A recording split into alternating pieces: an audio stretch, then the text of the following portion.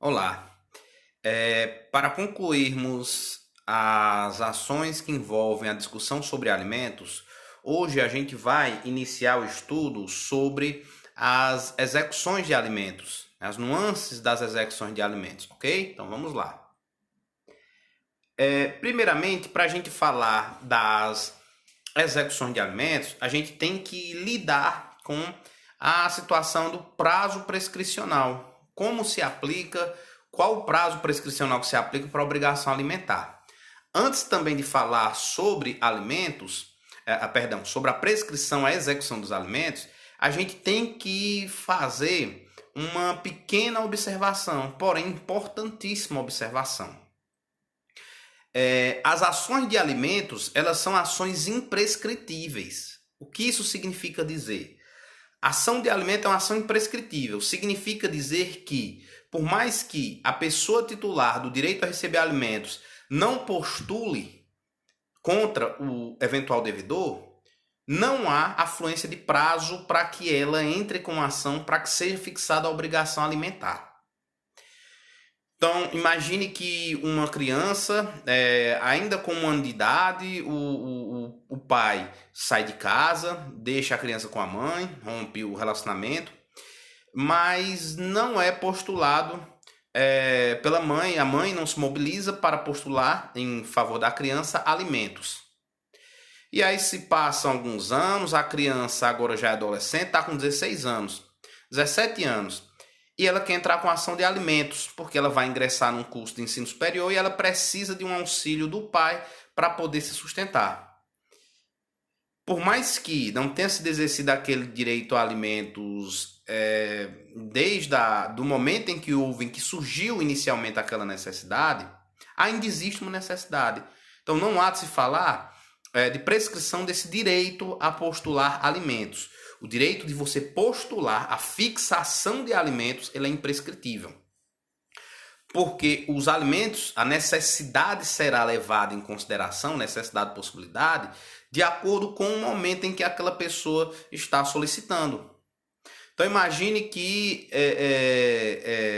imagine agora outra situação. Imagine agora que os alimentos eles foram fixados para esse filho que tem 17 anos de idade, foram fixados de acordo, através de um acordo judicial. E o pai ficou como obrigado a pagar uma determinada quantia mensal àquele jovem. Passado algum tempo, esse indivíduo fez 18 anos e o pai suspendeu unilateralmente o pagamento dos alimentos, por acreditar que pelo fato do filho ter completado 18 anos de idade, o pai entendeu que ele não era mais obrigado a pagar aqueles alimentos. Só que a gente já viu aqui, em outra oportunidade, que a exoneração dos alimentos ela deve ocorrer mediante decisão judicial, reconhecendo o fim daquela obrigação alimentar. Em outras palavras, da mesma forma que para que seja reconhecida judicialmente a obrigação alimentar, você precisa de uma ação judicial ou um acordo entre as partes. Da mesma forma, para que aquele vínculo obrigacional dos alimentos ele seja rompido, tem que haver o reconhecimento judicial daquele fim da obrigação alimentar, né? Então necessita de haver a exoneração. E esse pai, voltando à história, esse pai, quando o filho completa 18 anos, suspende unilateralmente o pagamento daqueles alimentos. Aí já surge uma segunda situação, que é a pretensão de executar os alimentos que já são devidos, de cobrar o que já foi reconhecido como uma obrigação. Primeiro exemplo que a gente falou aqui, uma criança que nunca, representada pela mãe, obviamente, nunca buscou processar o pai para ver reconhecida a obrigação alimentar em seu favor. Isso é um direito imprescritível. Imagine agora que essa criança que não exerceu esse direito se tornou maior de idade, entrou num curso superior e quer e precisa de alimentos. Ou sofreu um acidente, tornou incapaz para o trabalho e precisa de alimentos. Enfim, a qualquer momento, quem necessita de alimentos pode propor uma ação de alimentos. Por isso que a ação de alimentos, ou seja, a ação para propor alimentos, revisar, exonerar, ela é uma ação imprescritível. Porém, a ação para cobrar débitos de alimentos já reconhecidos, aí sim é uma ação que pode vir a sofrer os efeitos da prescrição. E é isso que trata o artigo 206 do Código Civil, quando traz os prazos de prescrição de diversos direitos, e diz no parágrafo 2º o seguinte: prescreve, em 2 anos, a pretensão para haver prestações alimentícias a partir da data em que se vencerem. Então imagine um cônjuge que recebe alimentos do outro e de repente o cônjuge devedor, o alimentante, ele suspende o pagamento dos alimentos de forma injusta para o alimentando, quem recebe. Simplesmente há uma suspensão do pagamento. Imagine que foi o mês de março de 2020.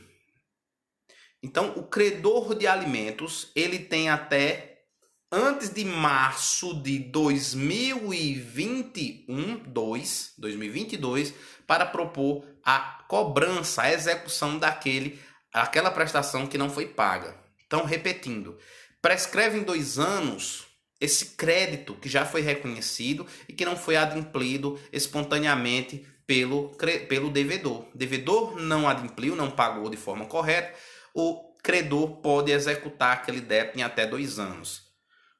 Porém, como as ações de alimentos muitas vezes envolvem incapazes, a gente tem que fazer uma ressalva aí das regras gerais de prescrição lá do Código Civil sobre suspensão de prescrição. E aí a gente precisa ler o artigo 197 e uma parte do artigo 198, que vão ser mais usuais na prática em relação aos alimentos. O artigo 197 diz: não corre a prescrição 1. Entre os cônjuges na constância da sociedade conjugal. 2. Entre ascendentes e descendentes durante o poder familiar. 3. Entre tutelados ou curatelados, seus tutores ou curadores durante a tutela e curatela. Vamos imaginar a situação que é mais comum. Inciso 2. Ascendentes e descendentes durante o poder familiar. Vamos lá. O que é o poder familiar? O poder familiar é aquele poder que os pais, ambos os pais têm, de criar, de educar, de participar da vida do filho ou dos filhos. Isso é o poder familiar. Quando é que dura? Qual o prazo de duração? Como é que perdura esse poder familiar? O poder familiar ele vai perdurar até antes daquele filho completar 18 anos. Então, quando ele completa 18 anos, atinge a maioridade, perde-se o poder familiar. Então, primeira situação, assim como a emancipação. Segunda situação do poder familiar, além da maioridade civil: morte dos pais ou morte dos filhos. Obviamente, se morrem os pais ou os filhos, o poder familiar, aquela relação do poder familiar, ele se encerra. E uma outra situação, mediante decisão judicial, né, por alguma falta grave que os pais, um dos pais, tenham cometido em relação aos filhos, como uma situação de violência extrema, violência física, sexual, que seja, de violência extrema, em que os pais acabam perdendo o poder familiar em face dos seus filhos.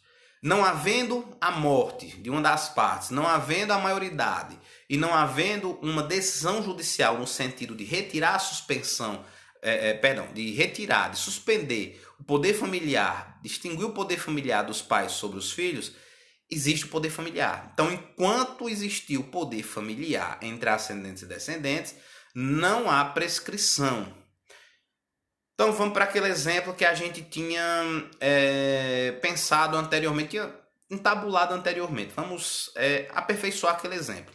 Imagine uma criança com 1 ano de idade que os pais se separaram e ficou fixado no divórcio, por exemplo, que o pai ia pagar uma determinada quantia de 1 salário mínimo, por exemplo, de alimentos ao filho, mensalmente. Então, ficou fixado nessa sentença do divórcio essa situação. Porém, o pai, quando a criança completa 2 anos de idade, ele suspende o pagamento dos alimentos, unilateralmente. Ele não entra com uma ação para ser exonerado da obrigação, ele simplesmente para de pagar os alimentos. a mãe não procura auxílio judicial, auxílio jurídico, para executar esses alimentos. Então se passa 1, 2, 3, 4, 5, 6, 17 anos, 18 anos de idade esse menino completou. A partir daquele momento, ele ainda pode executar todos os débitos que o pai adquiriu desde quando aquela criança tinha 2 anos de idade, que o pai suspendeu de forma injusta, unilateral, o pagamento dos alimentos. A resposta é sim, positiva, conforme inciso 2 do 197. Olha o que é que diz: não corre a prescrição entre ascendentes e descendentes durante o poder familiar. Até aquele indivíduo, aquela pessoa ter completado 18 anos, antes de completar os 18 anos, ela estava sob o poder familiar do pai. E sob o poder familiar não tinha prazo de prescrição correndo contra ele. Jânio, mas o pai não desapareceu, não saiu de casa. O pai não estava na gestão do dia a dia da criança, não estava. Mas a gente não pode confundir guarda com poder familiar. Poder familiar é um direito inerente aos pais de participar da vida dos filhos, e isso aí só é perdido com a morte, com a maioridade ou com decisão judicial nesse sentido, e por atos graves, quando o pai comete atos graves. Se não houve esse também, obviamente, com a adoção, né, que há o rompimento aí do vínculo familiar. Se não se rompeu esse vínculo de paternidade, de filiação, não se rompeu esse vínculo, e enquanto ainda estiver menor de idade, não conta prazo de prescrição. Gente, mas ela não completou 18 anos? Sim, a partir do momento em que ela completa 18 anos, começa a correr prazo de prescrição para ela cobrar o débito anterior.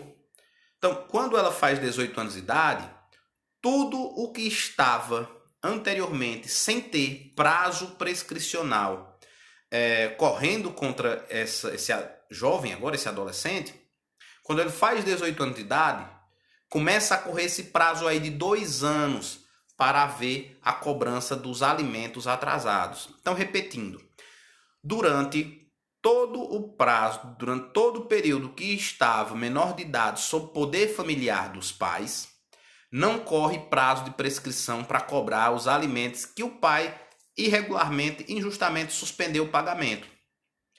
Quando, porém, ela faz 18 anos, é como se todas aquelas prestações anteriores não pagas, elas se vencessem no momento em que ela faz 18 anos. A partir do momento em que ela faz 18 anos, todo aquele montante acumulado começa a contar esse prazo de 2 anos para que ela possa propor a execução. Se não propor a ação de execução nesses 2 anos, os débitos prescrevem. Essa ideia sobre a prescrição quando envolve situações também com pessoas que estão sob poder familiar. Então, bem interessante a gente observar isso. O 198 estabelece o seguinte: também não corre a prescrição contra os incapazes de que trata o artigo 3º, os absolutamente incapazes, né? Na infância ali, também justificando que até os menos de 16 anos são absolutamente incapazes e também não corre prescrição em face deles. Então, observem bem essa questão de prazo sobre a execução de alimentos, primeiro ponto que a gente tem que ter atenção, ok? Prosseguindo, quando a gente vai falar de execução ou execuções de alimentos, a gente tem que ter em mente algumas situações, algumas espécies de execução. Primeiro, a gente vai falar em execução por título judicial ou cumprimento de sentença, quando a obrigação alimentar ela foi reconhecida por uma sentença, por um título judicial, em um processo judicial, obviamente. Ou a gente vai falar de execução por título extrajudicial, por processo autônomo, quando o documento que fundamenta a execução de alimentos, é um título extrajudicial. É um acordo entre as partes, celebrados mediante um advogado ou advogados, um acordo entre as partes formalizado com a presença de 2 testemunhas, ou seja, aquelas situações que o Código de Processo Civil estabelece como títulos executivos extrajudiciais. Então a dica é, Primeiro eu tenho que saber se o que eu quero executar, aquela obrigação está reconhecida num título judicial ou num título extrajudicial. Porque se for num título judicial, as regras a seguir são umas. Se for num título extrajudicial, as regras serão outras. Por título judicial, vai ser um cumprimento de sentença nos próprios autos. Se for título extrajudicial, será um processo autônomo de execução. E há diferenças entre eles. Então, primeiro ponto que a gente tem que analisar. Segunda possibilidade. Em qualquer uma das situações, por título judicial ou por título extrajudicial, eu tenho a possibilidade, ou eu posso ter a possibilidade de executar os alimentos utilizando como meio coercitivo a prisão, ou seja, como mecanismo para forçar o devedor a pagar a prisão, ou eu posso utilizar como meio coercitivo a expropriação, ou seja, penhora e leilão, venda privada ou adjudicação de bens. Então, as duas situações, ou eu posso utilizar para forçar o devedor a pagar a ameaça de prisão, ou eu posso utilizar para obter aquela quantia os meios de expropriação, de retirada de patrimônio do réu, do executado. Então, duas possibilidades. Então, primeiro ponto que a gente tem que parar para perceber é isso. Título judicial ou extrajudicial, prisão ou expropriação. São fenômenos que, ou são espécies que podem ocorrer simultaneamente. Aliás, ocorrem simultaneamente. Como assim, Jânio? Se eu tiver uma execução por título judicial, eu posso utilizar pelo rito da prisão ou pelo rito da expropriação. Se eu tenho uma execução por título extrajudicial, da mesma forma, eu posso pelo rito da prisão ou pelo rito da expropriação. Então vamos lá. Vamos aqui analisar primeiramente a execução por título judicial. A gente vai ver tanto o rito da prisão quanto o rito da expropriação, dando um foco, claro, ao rito da prisão, porque é o que é novidade para vocês. O rito da expropriação é a mesma ideia que vocês trabalharam em processo civil execuções, quando vocês vão falar de execução por quantia certa. Da mesma forma, o título extrajudicial. Rito da prisão é o que é, de certa forma, novidade, e o rito da expropriação é o mesmo do que vocês já estudaram em processos de execução para pagamento de quantia certa. Não há diferença. Então, vamos lá. Execução por título judicial e pelo rito da prisão. Sobre o rito da prisão, para execução por título judicial, a gente vai basicamente encontrar as regras aplicáveis a esse rito nos artigos 528 a 533 do CPC.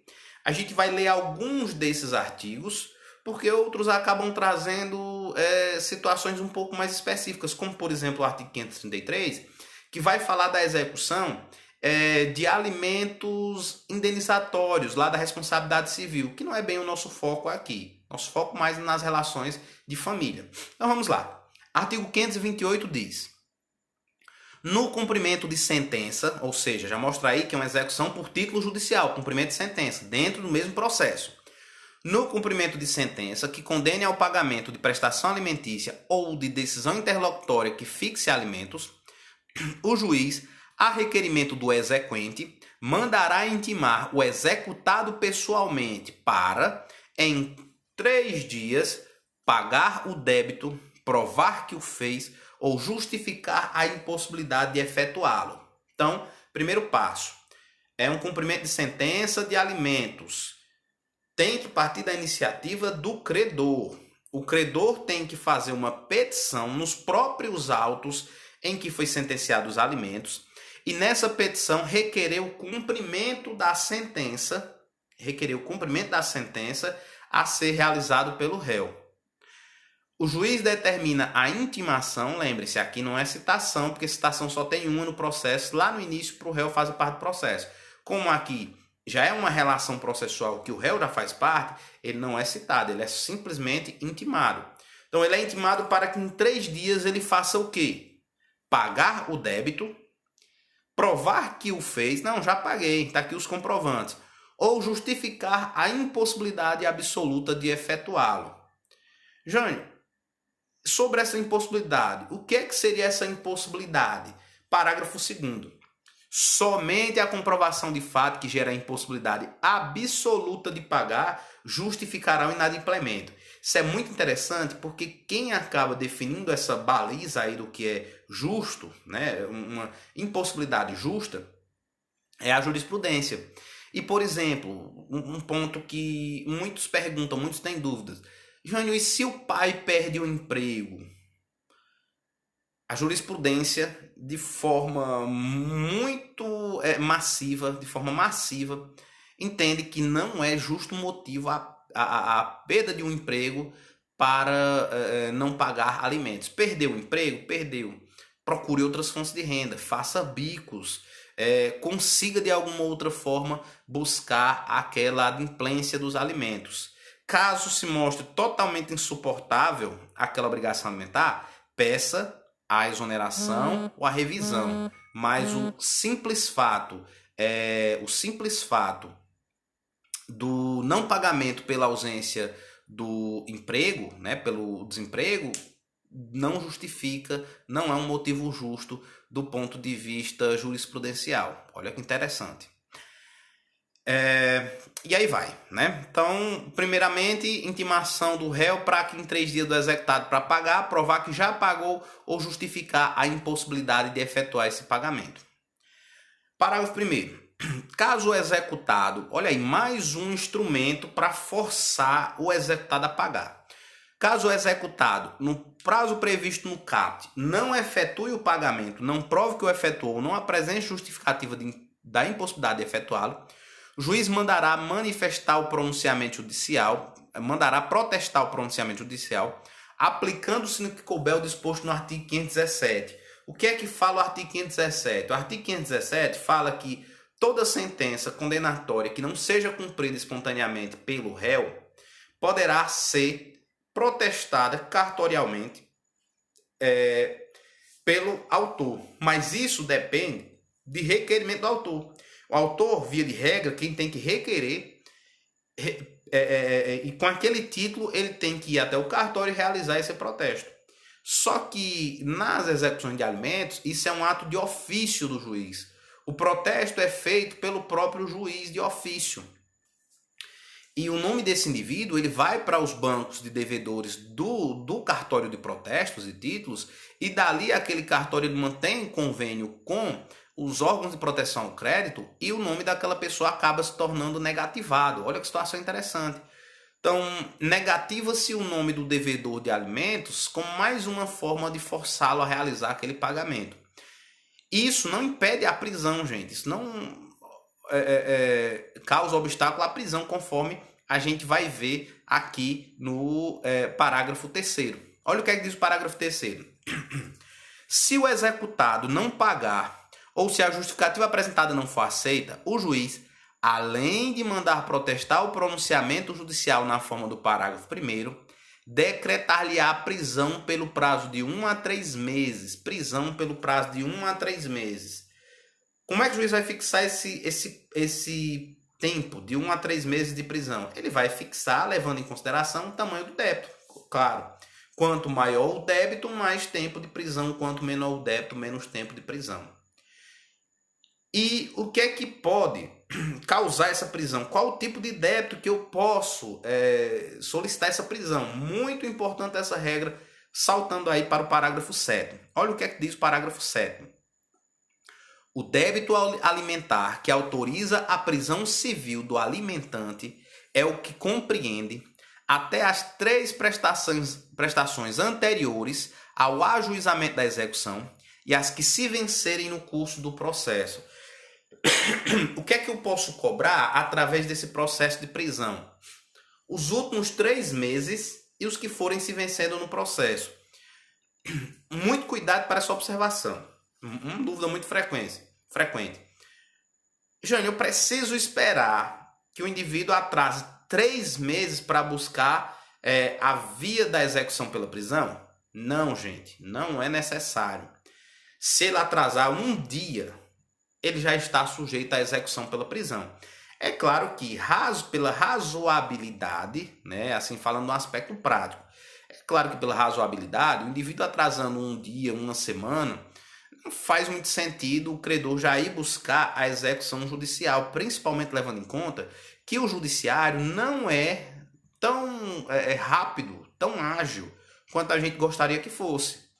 Então, mesmo sendo uma ação que vai ter uma certa prioridade, um rito mais rápido por ser uma execução, mesmo com tudo isso, é um processo que tende a se arrastar aí durante um tempo, até que esse indivíduo seja citado para realizar o pagamento, às vezes 2, 3 meses. Então, um dia de atraso, uma semana de atraso, você já recorrer a essa medida, na prática pode ser um pouco desnecessário, levando em conta a realidade fática em que a gente vive, né, do Poder Judiciário. Porém, atrasou um dia, você já pode utilizar essa via da execução pela prisão. O que a lei está dizendo é o seguinte, ó, o débito alimentar que autoriza a prisão civil é o que compreende até as 3 prestações anteriores ao ajuizamento da execução. Então, até 3 meses antes de eu protocolar essa ação, eu posso utilizar para cobrar. Se foi só um mês que ele atrasou, posso. 2 meses, posso. 3 meses, posso. Passou de 3 meses, Jane, ele atrasou 5 meses. Bem, antes de eu entrar com a ação, tem 5 meses atrasados antes de eu entrar com a ação.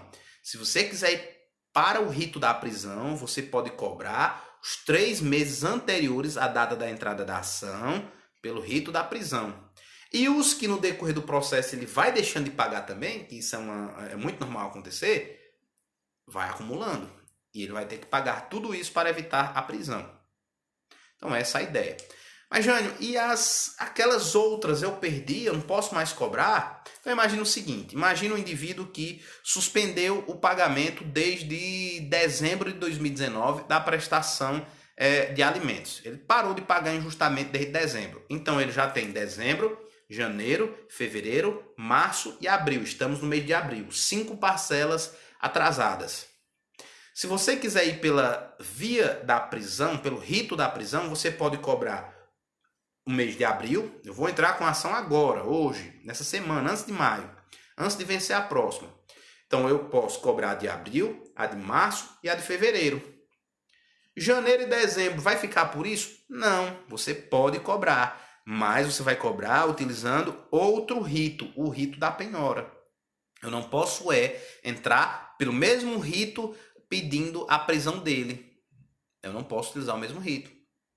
Então, essa é a ideia aqui, né, do parágrafo 7º. Prosseguindo. Retornando à ordem. Parágrafo 4º diz: a prisão será cumprida em regime fechado, devendo o preso ficar separado dos presos comuns.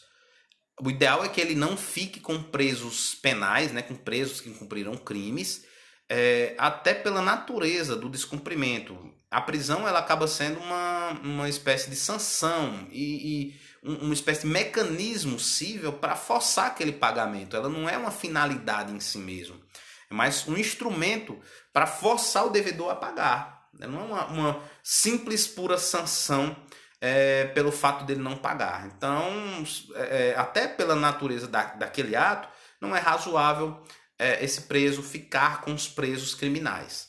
Parágrafo 5º.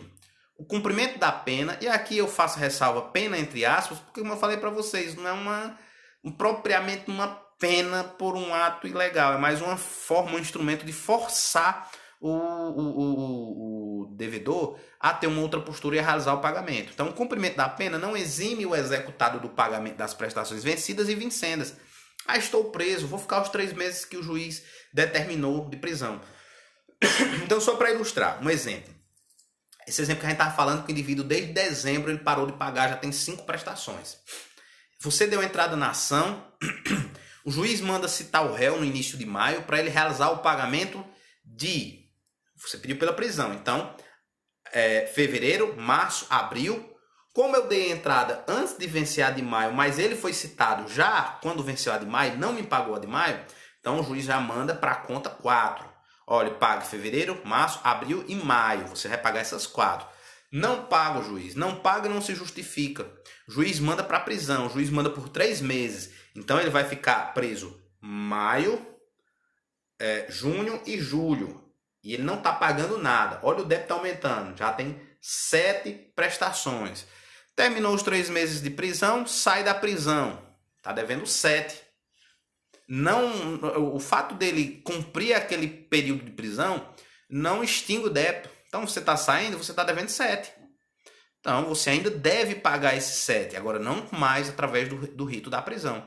Eu vou mais uma vez jogar para a vala comum do rito da penhora, onde eu busco a cobrança, o pagamento de um débito através da penhora de bens, da expropriação de bens, que já já a gente vai falar um pouco. Parágrafo 6º. Paga a prestação alimentícia, o juiz suspenderá o cumprimento da ordem de prisão. Já lemos o 7, pulamos para o 8º. O exequente pode optar por promover o cumprimento de sentença ou decisão desde logo, nos termos do disposto neste livro, título 2, capítulo 3, caso em que não será admissível a prisão do executado e recaindo da penhora em dinheiro, a concessão de efeito suspensivo à impugnação, não obsta que o exequente levante mensalmente a importância da prestação.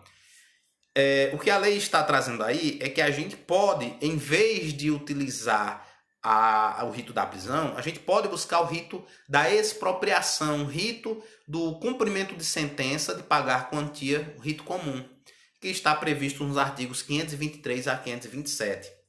Como é que funciona por esse rito? Tá aí o 523, claro, a gente não vai ler todos os artigos, é algo que vocês já viram anteriormente, a gente só vai aqui relembrar de um modo bem geral a primeira regra que fala no artigo 523 o seguinte: no caso de condenação em quantia certa ou já fixada em liquidação, e no caso de decisão sobre a parcela incontroversa, o cumprimento definitivo da sentença, far-se-á requerimento do exequente, sendo executado intimado para pagar o débito no prazo de 15 dias, acrescido de custas, se houver. Então, o credor do alimentos faz uma petição, requer que o devedor seja intimado para pagar aquele débito em 15 dias. E caso ele não pague em 15 dias, será realizada a penhora de bens, dinheiro, bens móveis, bens imóveis, para oferir valores para realizar o pagamento do credor. Execução por quantia certa, cumprimento de sentença por quantia certa. Detalhe é o seguinte: na vigência do Código passado, eu não vou entrar muito em detalhes disso, porque já 5 anos, né, de fim da vigência. Mas enfim, aliás, 4 anos de fim de término da vigência.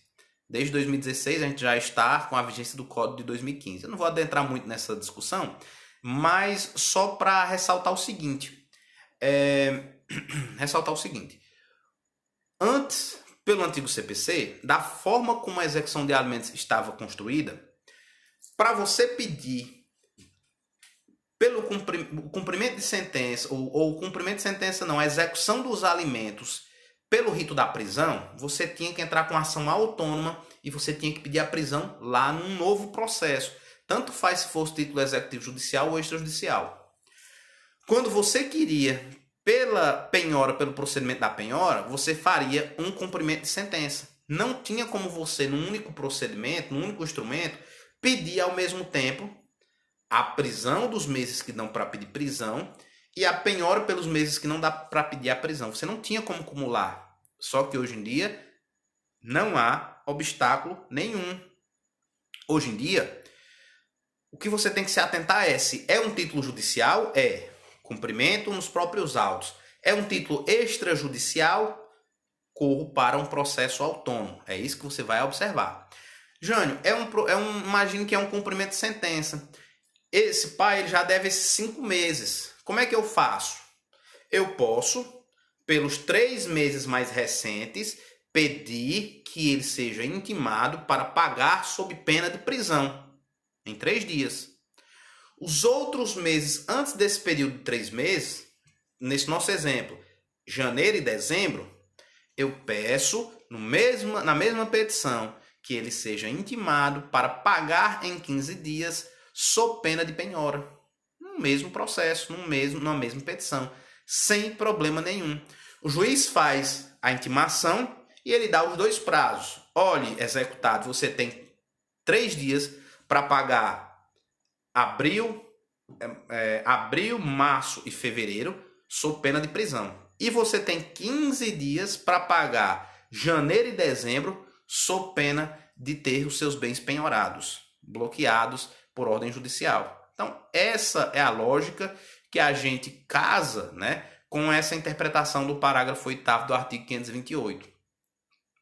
E, por fim, o parágrafo 9º diz o seguinte: além das opções previstas no artigo 516, parágrafo único, o exequente pode promover o cumprimento de sentença ou decisão que condena ao pagamento de prestação alimentícia no juízo de seu domicílio. O artigo 516, ele trata de uma regra de competência para você propor o cumprimento de sentença, que são as regras bem simples, bem intuitivas. Por exemplo, qual o juiz competente para você buscar o cumprimento da sentença que determinou os alimentos? Por exemplo, a lógica é que você faça sua petição de cumprimento de sentença diante do próprio juízo que emitiu aquela sentença. Essa é a regra geral. Só que o parágrafo único desse artigo 516, ele prevê algumas exceções. Por exemplo, se o devedor ele não reside mais no mesmo local, ele reside em outro local, se você quiser, o credor pode optar por executar no domicílio do devedor, em vez de ser no juízo original. Se os bens que podem resguardar essa execução estejam em outro local, você pode propor a execução no local desses bens. Isso é o que diz o artigo 516. E o parágrafo 9º traz uma regra importante, gente, é muito importante, levando em conta um país como o nosso de dimensões continentais.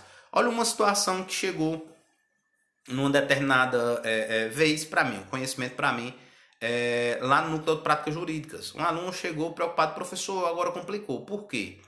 Essa pessoa aqui, era uma situação em que o casal vivia em São Paulo. Esse casal acabou se divorciando, se separando, foi fixado alimentos para o filho, o marido ficou lá, a esposa veio com o filho aqui para Juazeiro do Norte. Mas não conseguia, o pai não estava mais pagando os alimentos e essa pessoa queria entrar com essa execução. E ela foi estudar e disse: não, mas é uma execução, uma execução de alimentos, é um cumprimento de sentença. O cumprimento não tem que ser feito nos autos do processo em que emitiu essa mesma sentença. Olha, via de regra, né? Via de regra tem que ser. Mas a lei traz algumas alternativas. Só que as alternativas que ela enxergava no parágrafo 1 do 516 não se aplicava a essa hipótese que a gente está discutindo. Não, professor, mas o domicílio do indivíduo é lá em São Paulo. Os bens que ele tem são em São Paulo. Então, as duas alternativas que o artigo 516, parágrafo 1 nos remete, manda da mesma forma lá para São Paulo. O que é que eu faço? Olha o que é que diz o parágrafo 9º do 528. O exequente, o credor de alimentos, pode promover o cumprimento da sentença ou decisão que condena ao pagamento da prestação alimentícia no juiz de seu domicílio. Então, tem solução. Essa pessoa que recebe os alimentos, ela não precisa executar lá em São Paulo. Ela pode propor a execução, o cumprimento de sentença, aqui em Juazeiro do Norte. É uma possibilidade. É isso que traz o parágrafo 9º, ok? O artigo 529, gente, vai trazer algumas regras para desconto em folha nessa execução. Diz o seguinte, quando o executado for funcionário público, militar, diretor ou gerente de empresa ou empregado sujeito à legislação do trabalho, o exequente, credor, poderá requerer o desconto em folha de pagamento da importância da prestação alimentícia. Então, assim, imagine que a pessoa, na hora que fixou sua obrigação alimentar, ela não tinha um emprego fixo. Por isso, naquele momento, o juiz não determinou o desconto em folha. Desconto em folha, desde o início, já resolve muito problema. Então, se é um servidor público, na hora que foi fixado os alimentos, o juiz determina que o desconto seja em folha e todo mês aquele valor já é descontado da folha de pagamento. Um empregador, nesse caso a repartição pública, passa diretamente aquele valor para o credor de alimentos. Mas imagine que essa pessoa, na época que teve essa ação de alimentos, ainda não tinha um emprego com carteira assinada, um emprego regular ou não era servidor público. Olha, naquele momento foi fixada a obrigação alimentar para que ele pagasse todo mês, dependendo então da iniciativa do devedor de ir lá pagar. Essas são as situações que trazem menor segurança para o credor, porque pode ser que o devedor pague ou pode ser que não pague em cada data mensal para realizar aquele pagamento. Isso é o que traz mais dor de cabeça.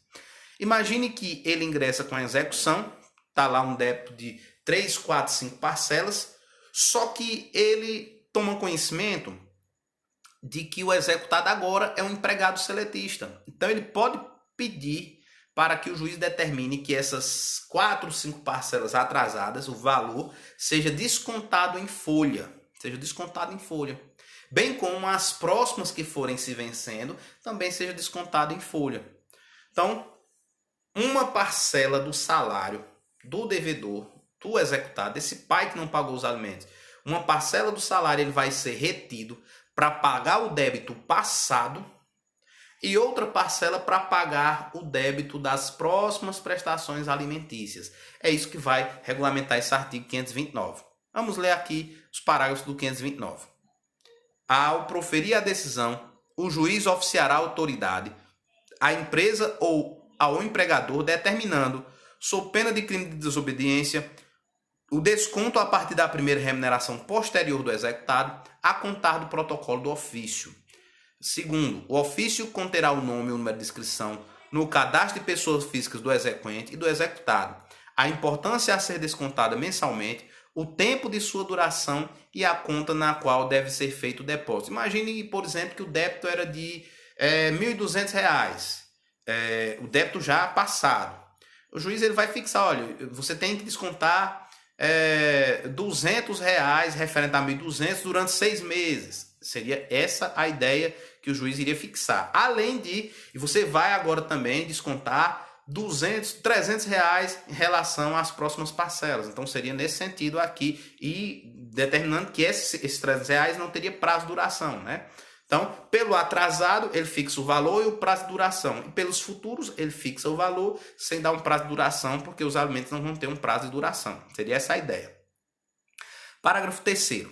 Sem prejuízo do pagamento dos alimentos vincentes, ou seja, dos futuros, dos próximos, o débito objeto da execução pode ser descontado dos rendimentos ou rendas do executado de forma parcelada nos termos do caput deste artigo, que a gente acabou de falar, contanto que, somada a parcela devida, não ultrapasse 50% dos seus ganhos líquidos. Então, o juiz ele tem que ter só essa dosagem na hora aí, bater um martelo. Então, ó, vamos imaginar que a pensão seja o equivalente a 30% do que ele ganha. Ou seja, os próximos meses, todo mês você vai ter que descontar 30% dos alimentos em favor do credor de alimentos. Já o débito atrasado, eu vou autorizar também que você desconte 20% a mais do salário dele todo mês para quitar o débito anterior. Então, aqueles R$ 1.200 que ele tinha devendo, você vai descontar todo mês 20% do salário para pagar aqueles R$ 1.200. Passou 6 meses, quita esses 1.200 e esses 20% de desconto não vai cair mais na conta daquele indivíduo. E ele vai continuar descontando apenas os 30% normal da pensão dele. Essa seria a ideia e tem que resguardar a metade líquida do salário dele. Para quê? Para que não leve também aquela pessoa à ruína, né? Que ela não fique numa situação sem nenhum tipo de remuneração. Não seria razoável. Como eu falei para vocês, tem outros artigos sobre essa execução de alimentos. Eu não vou aqui destrinchá-los porque algumas regras, enfim, são autoexplicativas e outras não dizem respeito realmente à relação familiar, essa relação alimentar advinda da família, mas sim responsabilidade civil, que não é o nosso foco aqui, ok? Então, antes de falar aqui sobre a execução por título extrajudicial, só para recapitular e a gente passar para esse novo assunto, complementando com esse novo assunto. A gente está falando de execução de alimentos, nós estávamos falando do procedimento da execução de alimentos por título judicial, cumprimento de sentença. Esse cumprimento de sentença ele pode ser através de um procedimento da prisão ou através do procedimento da penhora. Se for pelo procedimento da prisão, respeita aquela regra dos pelo menos os últimos 3 meses. Até os últimos 3 meses é que autorizam a prisão. Se for pelo rito da penhora, pode ser por qualquer período. Então, 1 ano, 2 anos, desde que não esteja prescrito, pode sem nenhum problema. E o artigo 529, que foi o último que a gente viu, fala de regras para o desconto em folha, numa execução por quantia, né, penhorando valores. Então, seria essa a história, seria essa a ideia. Por fim, a gente vai falar aqui, de uma maneira bem rápida, sobre a execução, levando em conta o título extrajudicial. Título extrajudicial.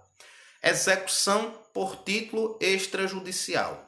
A execução por título extrajudicial, ela vai ocorrer através de um processo autônomo. Ou seja, não é cumprimento de sentença, é um processo autônomo, porque é um título executivo extrajudicial. De antemão, vou comentar aqui bem brevemente para vocês que essa execução por título extrajudicial ela é muito rara de acontecer. Por que ela é muito rara de acontecer?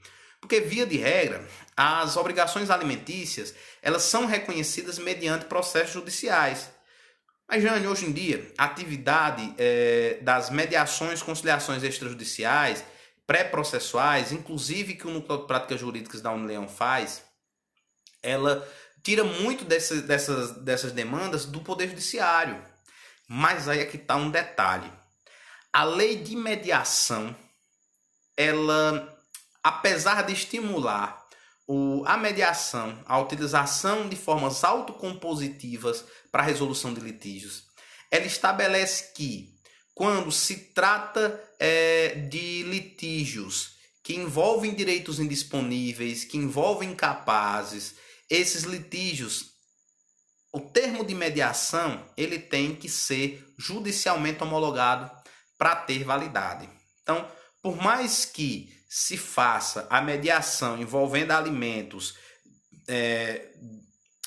que um pai pague para um filho incapaz, essa mediação ela tem que passar pela homologação judicial. Quando ela é homologada judicialmente, aquela mediação, aquele termo de mediação que era um título executivo extrajudicial se tornou um título executivo judicial. Então, a lei de mediações ela acabou que diminuindo de uma forma muito grande a possibilidade de existirem títulos executivos extrajudiciais para versar sobre alimentos. Uma única situação que a doutrina observa que seria possível seria quando esses alimentos fossem tratados entre pessoas adultas. Entre pessoas adultas, a exigibilidade, tem autores que entendem que a exigibilidade da homologação desse acordo judicialmente não se aplicaria. Então, só seria exigível a homologação se tratasse da participação de incapazes, por exemplo. Então, a porcentagem de execuções por título extrajudicial, resumindo o que eu quero falar com vocês, ela é muito pouca do ponto de vista prático. Mas, de uma forma geral, o regramento é exatamente o mesmo. Vamos ler rapidamente aí estes artigos aí que estou citando, só para vocês perceberem que o regramento é muito semelhante ao procedimento que a gente viu anteriormente. Olha o que é que diz o artigo 911. Na execução fundada em título executivo extrajudicial que contém obrigação alimentar, o juiz mandará citar o executado, em vez de intimar, lá fala intimação porque era dentro dos mesmos autos, aqui citar. Mandará citar o executado para, em 3 dias, efetuar o pagamento das parcelas anteriores ao início da execução e dias se vencerem no curso do processo, provar que o fez ou justificar a impossibilidade de fazê-lo. Aí o parágrafo único diz, aplica-se no que couber os parágrafos 2º ao 7º do artigo 528. Então, praticamente o mesmo procedimento. 912. Quando o executado fosse funcionário público militar, diretor ou gerente de empresa, bem como empregado sujeito à legislação do trabalho, o exequente poderá requerer o desconto em folha de pagamento de pessoal da importância da prestação alimentícia. Mesma regra que a gente leu no 529. 913. Não requerida a execução nos termos deste capítulo, ou seja, não requerida a execução mediante o procedimento da prisão, observar-se ao disposto no artigo 824 seguintes, que fala da execução por quantia certa, com a ressalva de que, recaindo a penhora em dinheiro, a concessão de efeito suspensivo aos embargos da execução não obsta que o exequente levante mensalmente a importância da prestação. E o 829, que é a regra geral da execução por quantia certa, diz: o executado será citado para pagar a dívida no prazo de 3 dias contado da citação. E se não pagar, penhora de bens. Depois da penhora, se for dinheiro, o dinheiro é destinado para o credor. Se forem bens, esses bens são disponibilizados para uma venda pública, para um leilão. E o dinheiro apurado ali vai para o credor. Então, vocês percebem que a execução por título extrajudicial tem um regramento muito parecido com a execução pelo cumprimento de sentença. Muda-se que não é citação, mas sim intimação. Perdão, não é intimação, mas sim citação. E muda-se também alguns prazos, como o prazo, por exemplo, aqui da execução sob o rito de penhora, que não é de 15 dias, mas sim de 3 dias. No resto, muito semelhante o regramento, tanto que o próprio parágrafo único do 911 estabelece que se aplica as regras aplicáveis ao cumprimento de sentença pelo rito da prisão, ok? Com isso a gente encerra as execuções de alimentos e num próximo momento, a gente vai estudar as ações sobre paternidade, para finalizar o tema de ações de família. Ok? Um forte abraço e até a próxima.